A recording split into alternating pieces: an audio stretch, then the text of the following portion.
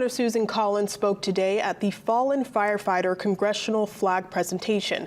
The flag presentation is an annual event that honors firefighters who have died in the line of duty.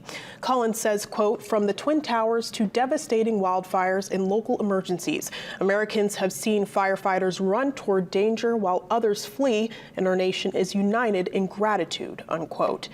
226 American flags that had flown over the U.S. Capitol were presented to the foundation to honor the 226 firefighters who gave their life. The flags will be presented to the families of the fallen firefighters at a memorial ceremony on May 5th.